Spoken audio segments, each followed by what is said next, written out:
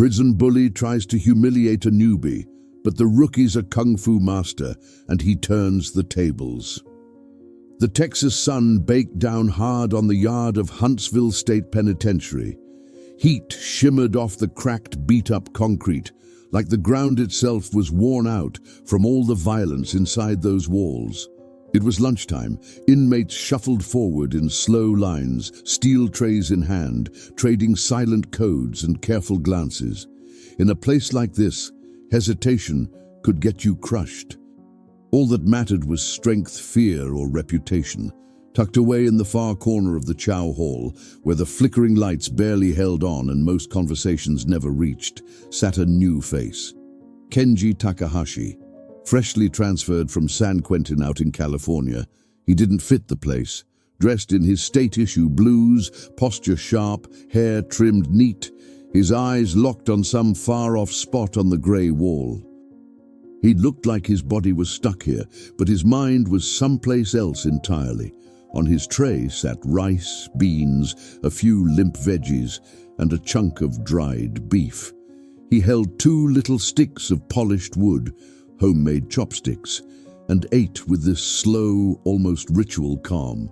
Every move felt deliberate, like he was tuned in to a rhythm way bigger than the chaos around him. Some found it odd, others found it insulting. One man found it infuriating. That man was Derek "Bull" Matheson. 6'5", no shirt, prison tattoos crawling across his chest and arms, muscles built from years of iron and pure rage. Bull didn't just rule this block, he owned it. He kept his crown the only way a man like him could, through fear and humiliation. Nobody met his stare for more than 3 seconds without looking away. And lately, Bull had heard about the new guy. Too quiet, too calm, no fear. That, in Bull's book, was the biggest insult of all. Prison wasn't a rehab center, it was a war zone in disguise, and anyone who refused to play by those rules needed to be broken. Without warning, Bull stomped toward Kenji's table. His heavy steps shut down half the chow hall. Inmates sitting nearby slid back in their seats, clearing space. Everyone knew a show was about to start. "Look at this," Bull sneered, flashing a crooked grin. "Bruce Lee decided to join us for lunch." Kenji didn't answer, didn't even flinch. Just kept eating, eyes somewhere far away. The silence that followed was heavier than steel. "Oh, so you're just gonna ignore me?" Bull growled, spinning his tray in his hands. "Let's see how much you like this rice." With a smug flourish, he dumped the entire tray over Kenji's head. Hot rice, beans, greasy stew, it slid down his face, soaking into his collar. The metal tray clattered to the floor, echoing through the hall like a war drum. The entire room froze. Kenji didn't move. He just set his chopsticks down carefully on the table, wiped his eyes with his sleeve, then, for the first time since he'd arrived, he lifted his gaze. No anger, no fear, just silence. A silence sharp as a blade, still sheathed. Bull's instincts, buried beneath years of brutality, whispered that something was off. He ignored them, stepping forward, arms wide, ready to smash the new guy against the wall. And that's when everything changed. In one fluid, lightning-quick move, Kenji twisted, caught Bull's wrist, and used the giant's own momentum against him. In less than a heartbeat, the self-proclaimed king was forced down to one knee, his arm wrenched behind his back at an angle that made the bones creak. "The hell?" Bull gasped, his eyes wide, voice cracking under the pain. Kenji held him there for 2 seconds, calm, steady, unshaken.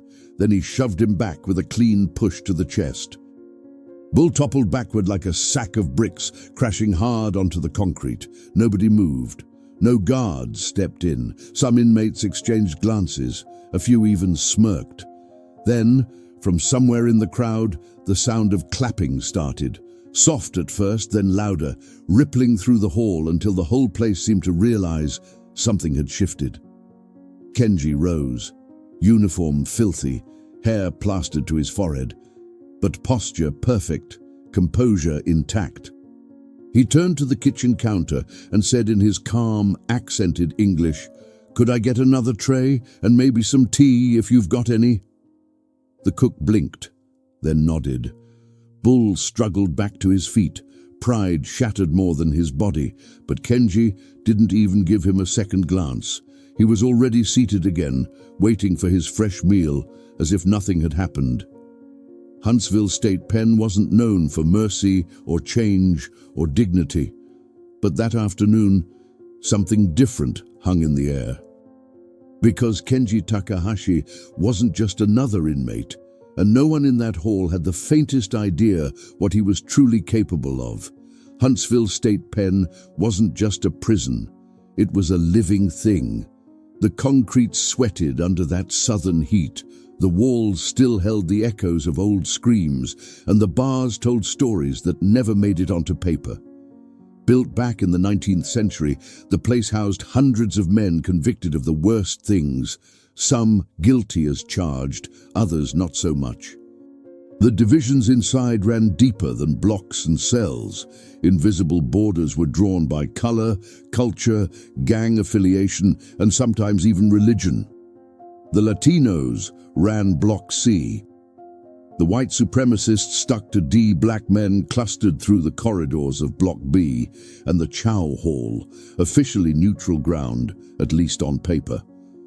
Everyone knew the truth. No one was really safe. Kenji Takahashi, contrary to what most expected from a new guy, didn't fall under any of those banners. He simply existed. He moved with that same steady calm, irritating some and piquing others' curiosity. Rumors swirled. Some said he'd killed 3 men barehanded.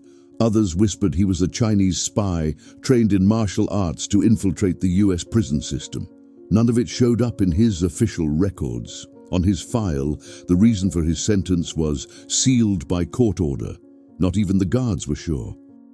Bull, on the other hand, was an open book.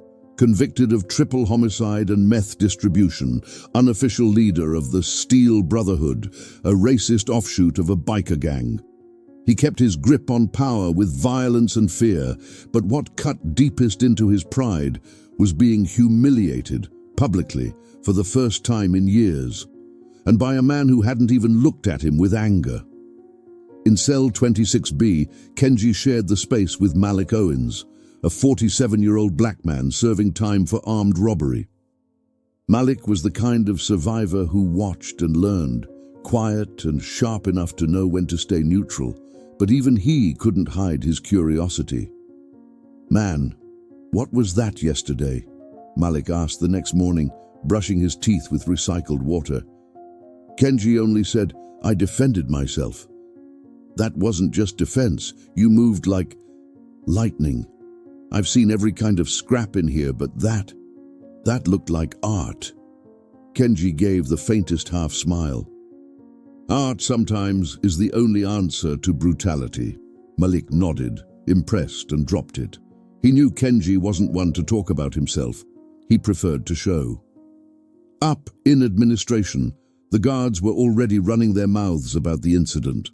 Warden Peters, a grey-haired man behind the desk, watched the security footage with focus. Beside him stood Rebecca Harris, the prison's lone female member of the tactical team. "That guy isn't just some regular convict," she said, pausing the video exactly when Kenji twisted Bull's arm with surgical precision. "He was trained." "Do you think it was a mistake putting him here?" Peters asked.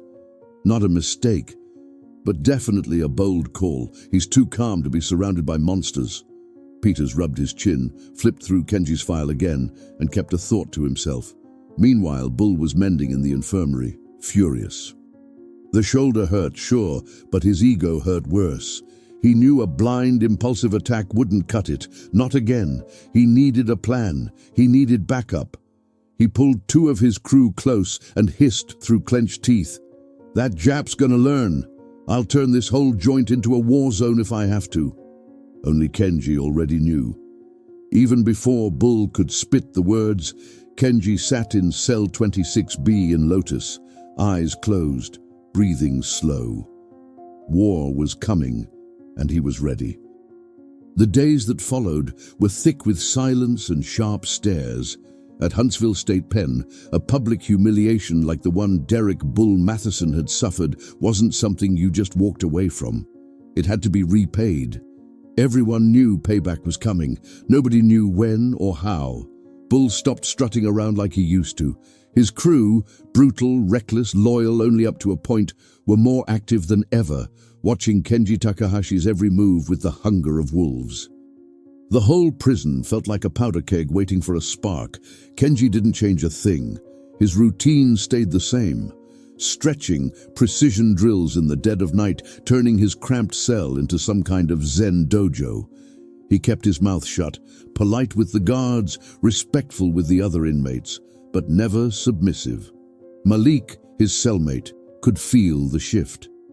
He noticed the glances, the whispers, the way people moved aside whenever Kenji walked past. "They're cooking something up," he muttered one night, wiping the floor with a rag. "You feel it too, don't you?" Kenji nodded. "I do." "And? You just gonna wait?" "No, but I'm not striking first either." Across the prison, Bull clenched his fist inside a sling. The shoulder still ached, but the hate numbed the pain. Around him, the Steel Brotherhood huddled on the bottom bunk of cell 12A, scribbling maps on scraps of toilet paper, plotting with curses and threats. "Tomorrow." "Laundry shift," Bull ordered. "No blades, no noise, 2-on-1, quick, clean. Leave him where nobody finds him for hours." Ray and Skin Wallace, two hulking bruisers, nodded, but not with conviction. Even 2-on-1, they knew this wasn't your average target. Next morning, Kenji was assigned to laundry duty. Coincidence? Not even close. The guards knew. Some wanted to see if the new guy was really as deadly as the rumors said. Others just didn't care. Survival wasn't rewarded here. It was entertainment. Before Kenji left the block, Malik looked at him. "If you don't make it back, at least tell me where you want to be buried." Kenji cracked the faintest smile. "I'll be back. I'll even bring you a clean towel." The laundry room sat in the basement, hot, dim, filled with the hum of heavy machines, a perfect place for an ambush. When Kenji stepped inside, the place looked empty. But he knew. Every shadow, every wrong sound told the truth. He walked in calm. Picked up a stack of dirty towels, started working. 5 minutes later, Ray stepped out from behind a dryer with a sawed-off broom handle. Wallace came from the right, swinging a sock loaded with hardened soap, a prison-made weapon that could kill in the right hands. But Kenji wasn't standing there waiting to die. He turned at the exact moment. The broom handle strike was redirected with a twist of his wrist. Ray's arm smashed against the machine. Wallace tried to close in, but Kenji was already moving. A quick, brutal knee to the solar plexus. Wallace crumpled, gasping for air. Ray came again, enraged. Kenji spun, stomped on his foot to pin him down, then struck him in the throat. Controlled, but sharp enough to drop him to his knees, choking. Kenji looked down at them. No smile, no thrill in his face. Just calculation, survival. "Tell your leader," he said evenly. "I'm not your enemy, but I won't fall for the same trap twice." He walked out of laundry like nothing had happened. Back in the cell, Malik waited nervously against the wall. "Well?" Kenji tossed him a clean towel. "Told you I'd be back." Behind the scenes, the guards watched the footage and whispered among themselves. "This guy's a problem," Harris said. "Not because he's violent, because he's different." Warden Peters stared at the monitor. Sometimes the most dangerous man is the one who doesn't want to fight. But Bull wasn't done. Humiliated twice, he was ready to throw out every rule. If he couldn't win with force, he'd fight dirty. The next day, he planted a rumor. Kenji ratted out a Latino in C Block, works with the guards, the Jap's a snitch. And in Huntsville, being called a snitch was almost a death sentence. The silent war had a new battlefield, reputation. The prison ticked like a broken clock, loud, unpredictable, always 1 second from explosion. And now Kenji Takahashi's name was poisoned. Snitch. Rat. Spy. Words whispered with hate, no proof, just consequences. For Bull, spreading the lie was easy. He had contacts in C Block where the Latinos ruled. All it took was hinting that Kenji had spoken to a guard after the laundry fight. The fact that Kenji spoke fluent Spanish only fueled the fire. Out in the yard, Kenji wasn't just watched by the Steel Brotherhood anymore. Now Mexican and Puerto Rican inmates gave him sharp looks. Even some of the black inmates in B Block, who'd been neutral before, seemed unsure now. In cell 26B, Malik shook his head. "Don't know what that son of a bitch Bull said, but it's working. C Block ain't even talking among themselves." "Silence is a weapon," Kenji replied, "but used against the wrong man, it turns into poison." Malik stared at him. "You talk like an old man trapped in a young body." Kenji shrugged, said nothing. The tension boiled over when Carlos Lince Delgado, a hot-headed member of the Sangre Sur, blocked Kenji in the chow hall corridor. "What you looking at, spy?" he barked, his voice loud enough for everyone to hear. "We'll find out what you've been telling the white boys, Jap." Kenji said nothing. Malik, walking right behind him, stepped forward. "He didn't snitch. And if you got questions, you talk to me. I was with him." "And who the hell are you? His babysitter?" "No," Malik shot back, eyes burning. "I'm the voice you don't want to ignore. This man saved his own life twice without starting nothing. He never touched anyone who didn't strike first. That's not a rat, that's survival." The onlookers fell silent. Lince hesitated, maybe realizing Malik wasn't the easy target he wanted. He backed off with a sharp gesture, but the warning was clear. From then on, Kenji and Malik moved together more often. Not out of fear, Kenji still walked alone when he wanted, but out of strategy. In this brutal ecosystem, it was better to look like part of something than to stand as a lone wolf too long. Meanwhile, Harris kept watching from the control room. She studied Kenji with growing interest. There was more to him, not just in his posture, but in the half-told story that surrounded him. "What if he was put here on purpose?" she asked Peters one night, replaying the laundry fight. "You mean an undercover?" "No, a plant. Bait." Peters frowned. "You think they're testing our security? Or testing him?" Harris said. "Nobody stays that calm without a reason." That night, something new happened. Kenji found a note slipped under his cell door. Handwritten, no signature. "We know you didn't snitch, but they're planning to test you. Tomorrow, in the showers. 2 from Sangre Sur. You have allies, even if you don't see them." Malik read over his shoulder. "This is getting too real." "You gonna respond?" Kenji tore the note in pieces and flushed it. "If they come, I'll respond. Not with hate, with precision." Malik shook his head. "You sound like a man who's already lost everything." Kenji sat in silence for a long time. "Because I have." As the night dragged on, the prison tossed and turned in restless sleep. Alliances formed in the shadows. Lies were woven into nets meant to strangle enemies. And the name Kenji Takahashi grew, whispered sometimes as legend, sometimes as threat. But no one still knew who he really was, and time to find out was running out. Morning arrived heavy, like the air itself was carrying the weight of something about to snap.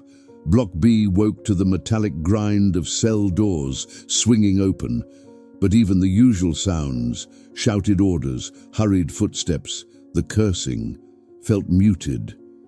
It was the kind of quiet that comes before a storm. Kenji Takahashi headed to the communal shower with his usual calm, but he knew the note was real. He knew this wasn't just another attempt to scare him off. Today, they'd come to kill him. The south side shower room was a rectangular block of tile, floor to ceiling, no dividers between the heads, steam always in the air. That morning, two sanguesurs were already waiting.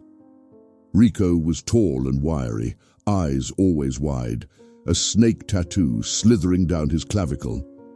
Chui was smaller but meaner. Neither of them hesitated. Kenji walked in, dropped his uniform on the bench, and stepped under the farthest shower. He turned the water on and stood with his back to the room. They closed in silence. One had soap concealing a makeshift blade. The other had a towel wrapped around a chunk of metal. It was supposed to be quick, fatal. It didn't go that way. When Chui lunged with the blade, Kenji spun with surgical timing. Water ran down his defined shoulders. His eyes were locked. He grabbed the attacker's wrist before the blade got close. A twist, a snap. Chui's arm went limp, broken in two places. Rico hesitated and paid for it. A strike to the chest slammed him into the wet tile. Kenji pinned him by the forearm at the throat, but didn't squeeze. He just stared him down. "I know this was bull," he said, speaking Spanish for the first time, low and steady. "But tell me, why do you follow a man who only knows how to rule with fear?" Rico tried to speak, but the pressure was precise. Kenji let him go. Rico hit his knees, coughing. Chui moaned on the floor, his arm at an impossible angle. By the time the guards arrived, it was already over. But the bigger surprise came next. As Kenji was escorted to preventive solitary, Harris showed up carrying a brown envelope stamped with the Department of Justice seal. "What's that?" Warden Peters asked, eyes on the mark. "It arrived this morning, addressed to you. It's about Takahashi." Peters opened it and read. The color drained from his face. This changes everything," Harris read over his shoulder. "Classified, inmate Kenji Takahashi is a former field officer with the National Intelligence Agency, embedded in international criminal cells for more than 10 years. In 2017, his identity was compromised following the takedown of 3 Yamaguchi cartel leaders. The operation is sealed. His current mission is classified. Cooperate. Do not interfere." "He's intelligence?" Harris whispered. "In here? Or he was. And now he's stuck in a war, completely alone." Peters laid the envelope on the desk and said nothing. In the cell, Kenji sat cross-legged, hands on his knees. The cell was dark and cold, but he was at peace.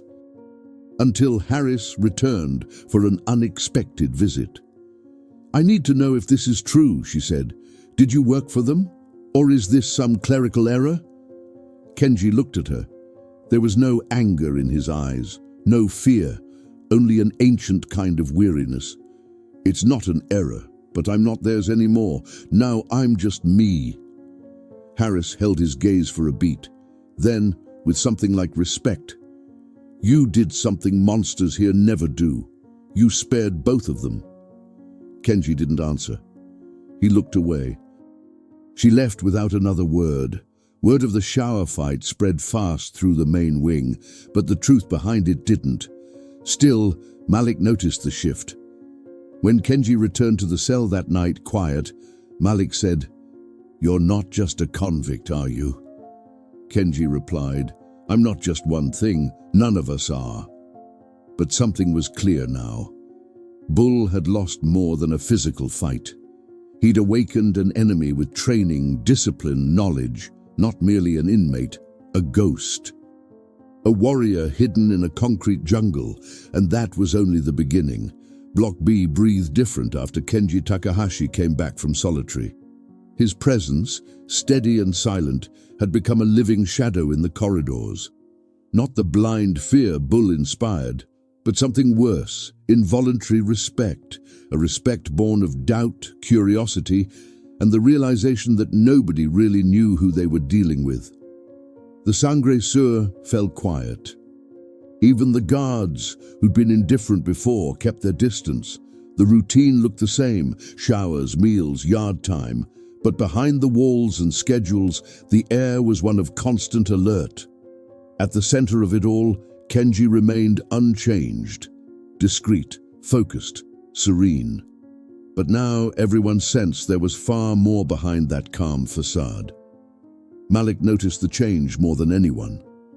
"You turned into a myth in here," he said, pushing a tray of beans and thin meat. "People saying you were a government killer, others saying you fought in Afghanistan. There's even a rumor that you can kill with a single finger." Kenji picked up his improvised chopsticks and answered, "Good, at least nobody thinks I'm just a man." "You more than that?" Malik asked. Kenji looked down the empty corridor. "I don't know anymore." Meanwhile, Bull Matheson boiled in rage. The second failure in the shower had been the humiliation that finished him. He no longer swaggered. His allies were on edge. The name Kenji was spoken in whispers, not with scorn but with caution. Bull understood something at the core. Kenji couldn't be beaten with brute force. He needed another angle, so Bull sought out someone beyond the usual, Darnell Pastor Briggs, the informal leader of a prison religious sect who dealt in information and favors like currency. Bull sat down opposite him, something he'd never done before. "I need that Jap gone," he said. Pastor laughed without humor. "Gone? You tried force, you failed, you tried ambush, failed. What's next, voodoo? I need him isolated, transferred, dead, whatever it takes." Pastor folded his arms. "You want to manipulate the system, but the system's watching him now, didn't you notice?" Bull frowned. "What are you saying?" "That it's not just us testing him. The government's watching, the guards are watching, always. Maybe he's not playing on the same board as you." In the security wing, Agent Harris reviewed daily reports with new focus. Since Kenji's past came to light, she couldn't treat him like a number. She watched him on camera, how he interacted, how his presence dampened fights, how his calm diffused insults.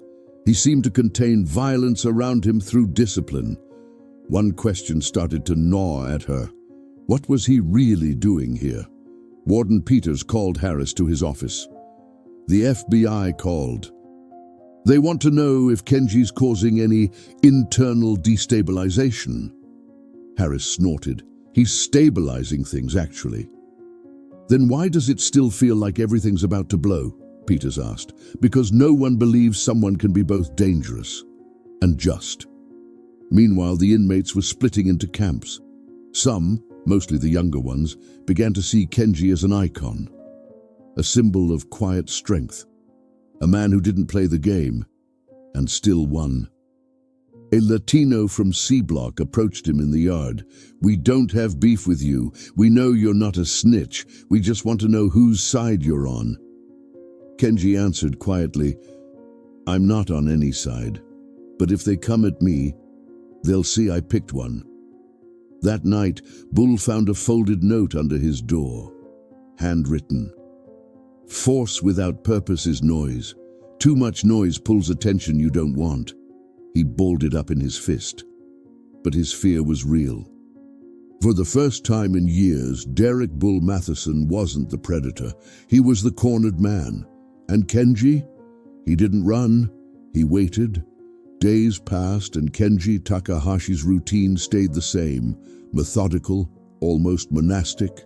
Wake before everyone else. Clean the cell, train, observe. But something inside him had begun to shift. Small gestures gave it away. He started helping Malik with chores no one wanted to do. Shared half his bread with a scared new inmate, Julio, knowing full well it would put him on the vulture's radar. In a system built on fear and domination, kindness was a risk, but also a quiet revolution. Malik noticed first. "You're going soft, huh?" he teased, watching Kenji slide half his meal toward Julio, the young Latino fresh off intake. "Keep it up. You're gonna end up adopting one of these kids." Kenji smirked. "Somebody took me in when I needed it. Now it's my turn." Malik laughed, but his eyes turned serious. "That's dangerous in here. You're already a target. Helping the weak only paints a bigger one." Kenji didn't answer. He just kept moving forward. Meanwhile, over in Block D, Bull watched, silent but sharp. Power was slipping through his fingers, not because Kenji was beating everyone down, but because he chose not to. Others noticed. They admired. They imitated. Respect wasn't forced anymore. It was earned. And Bull, who had always ruled by fear, felt invisible for the first time. The final blow came from where he least expected it. Ray, one of his own men, came to him late one night. "I'm done, Bull." "What'd you say?" "The Jap. He doesn't fight dirty. He could have wrecked me. But he didn't. We already lost." Bull shot up furious. "Shut your mouth, coward. You scared?" "No," Ray said, steady. "I'm just tired." And he walked out. Right then, Bull realized his gang wasn't his anymore. In administration, Agent Harris met with Warden Peters. She carried a file, Kenji's life before prison.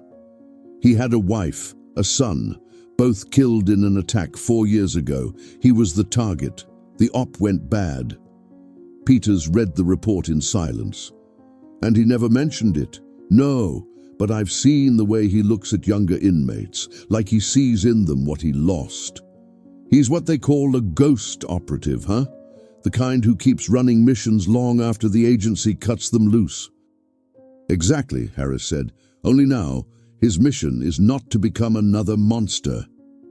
Out in the yard, Julio got cornered by 3 older cons. They tried to take his bread, rough him up. Kenji watched from a distance. Malik too. "You gonna step in?" Malik asked, eyes fixed on the scene. Kenji took a breath. "Not yet." Julio resisted, got shoved against the wall. Kenji took 2 steps forward. One of the aggressors spotted him. "Oh, look who's coming. Mr. Zen Master." The second hesitated. The third dropped the bread. Kenji stopped 3 yards away, didn't say a word, but his presence alone was enough.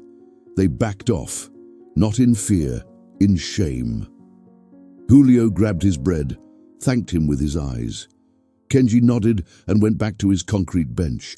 Malik muttered, "What you're doing, that's harder than breaking necks." Kenji replied, "Breaking a man is easy. Staying whole, that's the real fight." That night, he wrote something on a scrap of paper he kept under the mattress.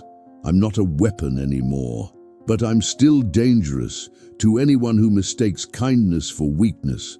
A silent confession, a step forward."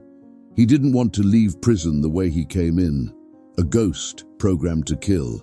Now he wanted to leave, human. By Wednesday, the first official shift happened. Ray, once Bull's man, was reassigned to the kitchen. Small move on paper, but inside, it meant something bigger.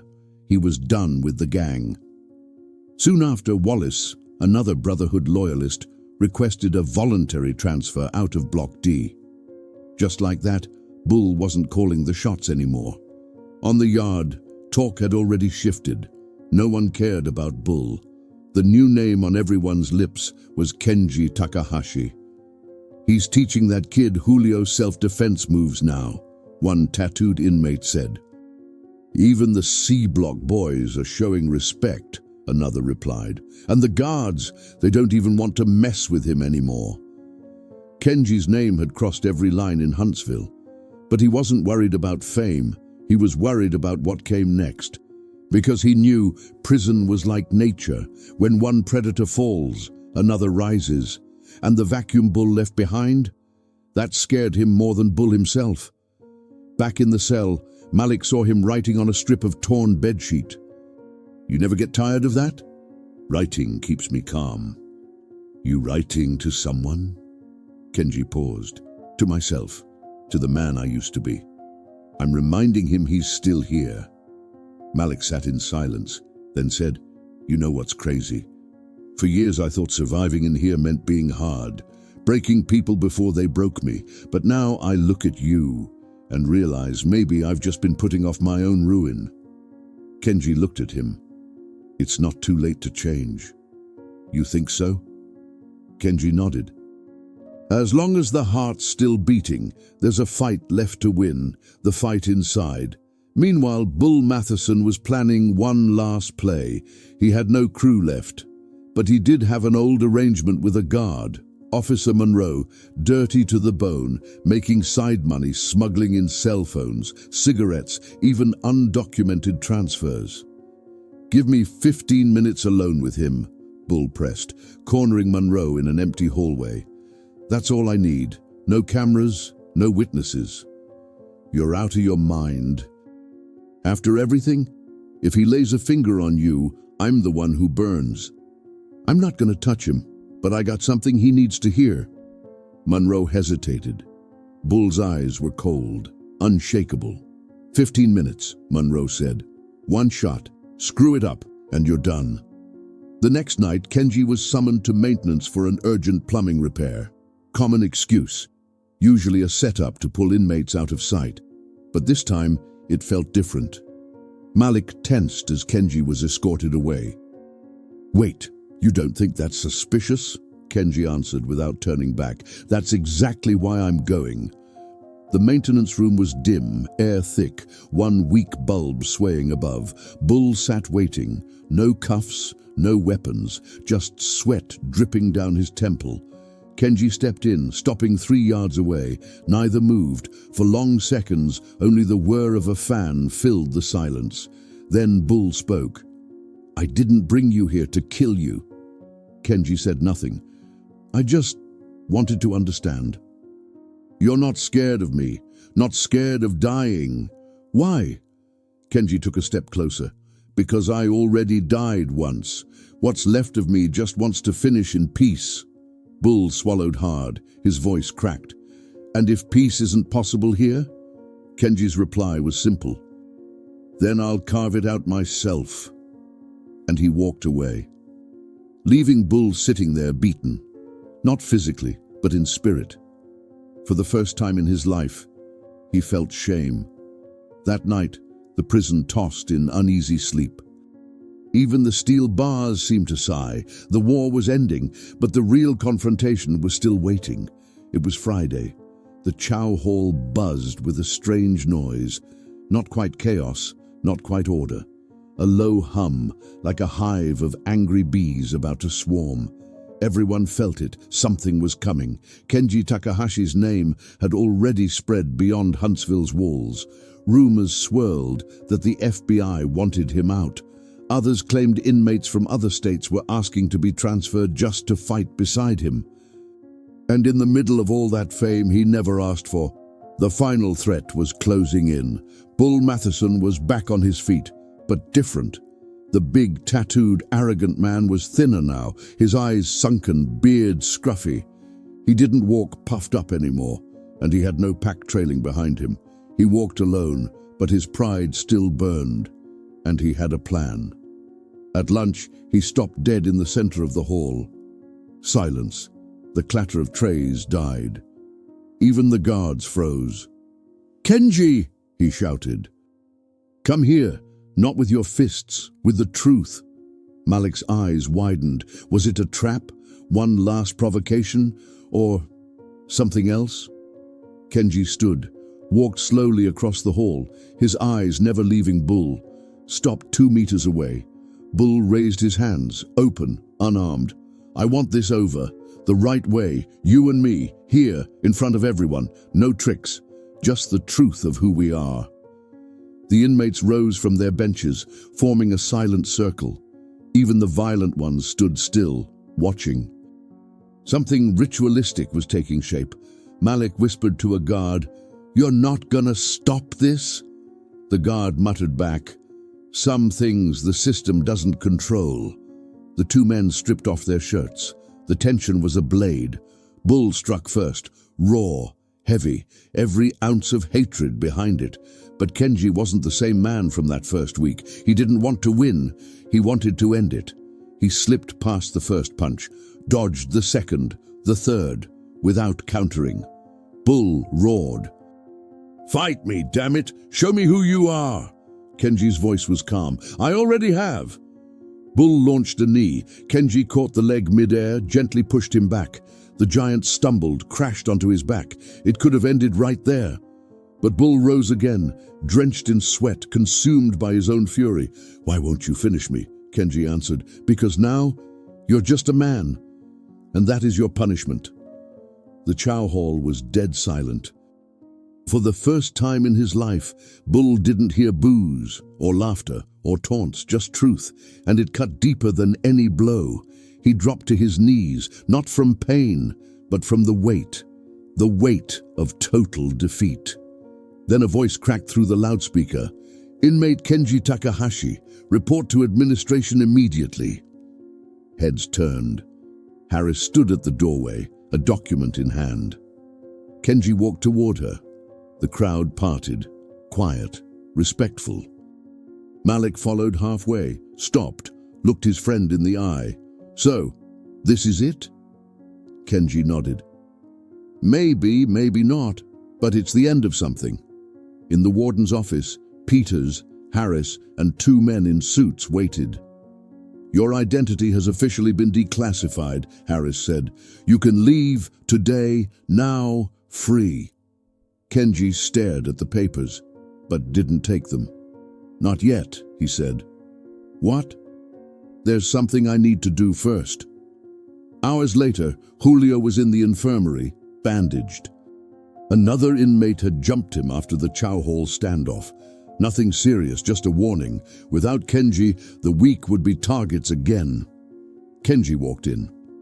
"I'm fine," Julio said, forcing a smile. Kenji sat beside him. "You'll learn, but you'll need to teach too." Julio frowned. "Teach?" Kenji nodded. "Somebody has to carry it on. In here, every small act changes everything." He handed the boy a folded notebook.